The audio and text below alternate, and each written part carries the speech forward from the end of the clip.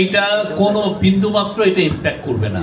এটা আপনি ভাববেন না, আপনি জানেন যে স্বৈরাচার তার জাস্ট 6 মাস আগেও কয়েক মাস আগেও তারা 60,000 কোটি টাকা প্রিন্ট করেছিল। হ্যাঁ, তো আমি আমাদের সেন্ট্রাল ব্যাংকের গভর্নর আমাকে বলেছেন ওই পুরো 60,000 কোটি টাকার প্রিন্টিং এর মূল উদ্দেশ্য ছিল এস আলমকে টাকা পাচারে হেল্প করা।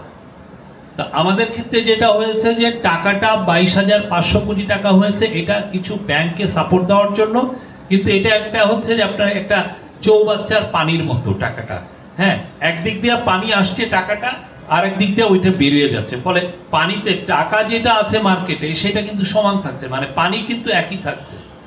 তো সেই জন্য আমরা মনে করছি না যে এটা হবে। এটা টেকনিক্যালি এটা আসলে কোনো এক্সট্রা মানির সাপ্লাই এখানে করবে না, এটা ওই বিধি মেনে এই কাজটা করা হয়েছে। তো আপনি ওইটার সাথে এটা মানে খুবই গুণগত ডিফারেন্স আছে।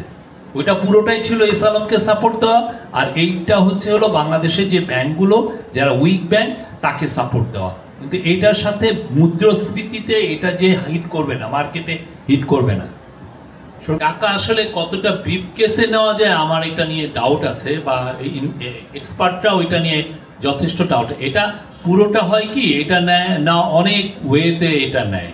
একটা আপনারা জানেন যে আন্ডার ইনভয়েসিং, ওভার ইনভয়েসিং, এটা খুব বড় একটা টুল। হ্যাঁ, আপনি যেই প্রোডাক্টটা ইম্পোর্ট করছেন সেই ইম্পোর্টের যে দামটা সেটা বেশি দেখালেন, বা যে প্রোডাক্টটা এক্সপোর্ট করছেন সেটার দাম যা আপনি তার চেয়ে কম দেখালেন। তো এইভাবে করে প্রচুর এটার একটা চিত্র আপনারা পাবেন, টাকাটা আসলে কিভাবে নিয়েছে এবং কোন মেথডে এই টাকাটা বাইরে চলে গেছে, এটার একটা সুস্পষ্ট একটা ন্যারেটিভ থাকবে সেখানে। আমাদের এফার্ট তো আছে যে দ্রব্যমূল্য কিভাবে সাধারণ মানুষের ক্রয় সাধ্যে নিয়ে আসা যায়, সেটা নিয়ে আমাদের সিরিজ আকারে মিটিং হচ্ছে।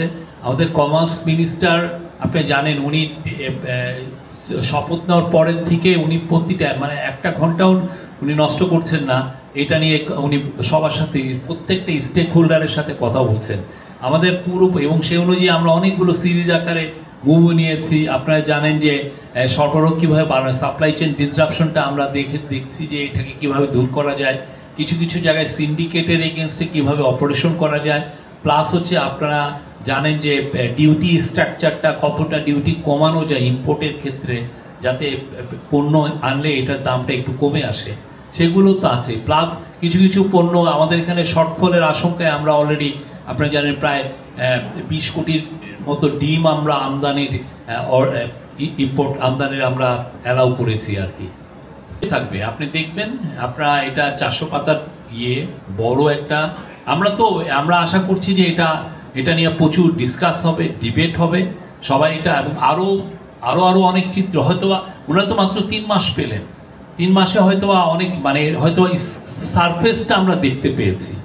হ্যাঁ, তো এটা আরো সামনে দেখবেন। আপনি যদি পতিত স্বৈরাচার যদি না বলতেন তার পিয়ন 400 কোটি টাকা বানিয়েছে আমরা জানতাম,